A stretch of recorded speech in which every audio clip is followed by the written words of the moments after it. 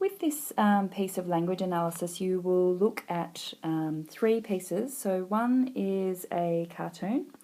So the cartoon depicts, obviously, our Prime Minister and some dead soldiers. This information up here, which is what you would be presented with in an exam, a little bit of background information, will help you to put what's going on in the articles into some sort of context. So you're not writing about this. This is just to provide you with context. So make sure you read it, but you don't analyse this. Moving on to the pieces that are required to be analysed. The first thing that stands out here to me is the caricature. So when you look at our Prime Minister, you need to consider the effect of caricature and what that brings to the article. So caricature is tends to be oversized features or overstated features. Things like Julia Gillard's nose and her behind are often pinpointed when people are mocking the government and mocking, in this case, this idea of gender equality, I guess. The highlighted element of this, the other highlighted element of this is the 2 dead bodies, 1 man, 1 woman. So really highlighting that idea that gender equality is a good thing. We have a female Prime Minister, this is good. Your political leanings aside. However, it also means that men and women are dying in equal numbers if we have women on the front line, I guess. So you need to consider the tone of this piece. Is it humorous? And really make sure that you are thinking about what the cartoonist's intention might be. Does the cartoonist have a very specific opinion on this issue? And if so, how does the cartoonist get that across? Again, referring to Ms. Hack's sort of outline of how to structure a language analysis essay will provide you with a really excellent platform for writing one of these.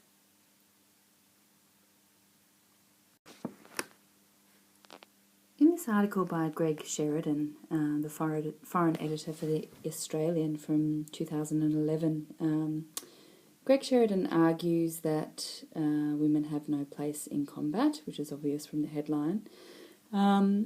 So obviously the first thing you really need to do as part of this language analysis is not only identify the point of view of the writer, but also think about any words that you need to highlight, anything that stands out in terms of tone, anything that has a kind of strategy involving repetition or using imagery or metaphor, or perhaps the writer uses rhetoric.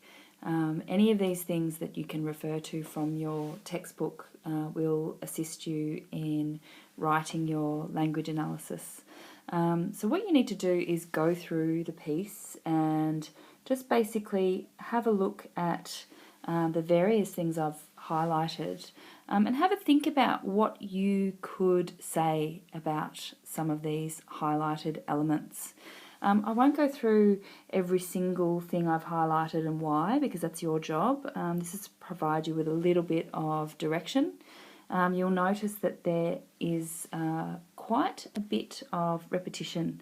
This idea of meaningful or meaningless percentages and meaningful or meaningless support is repeated over and over again. So you might want to consider how this kind of link throughout the piece adds weight to what the writer is talking about, because it really is something that Greg Sheridan has focused on in terms of adding strength to the piece.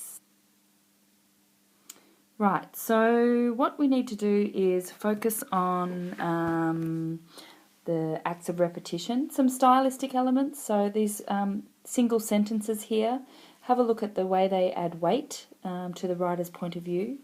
You need to consider particular moments where the writer has chosen to use repetition. Very, very bad decisions. There's a lot of talk about bad decisions and things that are bad. So you want to think about what that brings to the piece. Examples of rhetoric here and here. And again, look for things like generalisation, and that should provide you with a fairly good platform from which to write. Using the language analysis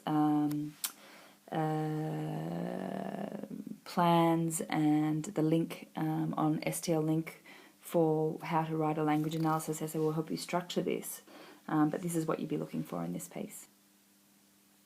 In the third piece you need to analyse for this essay, we have the alternative position on women on the front line, written by Rebecca Wilson for the Herald Sun. She supports the idea that women should have as much right to fight in combat as men.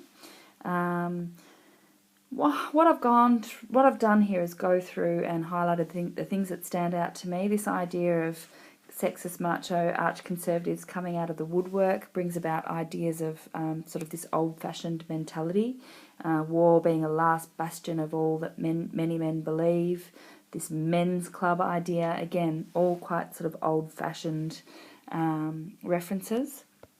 If you go down here, we also see that she refers to war as the last great domain of masculinity. Again, this idea that it's an old-fashioned kind of thing is interesting, and is a really major focus for her to kind of get people thinking about the idea that women in the military is a modern idea.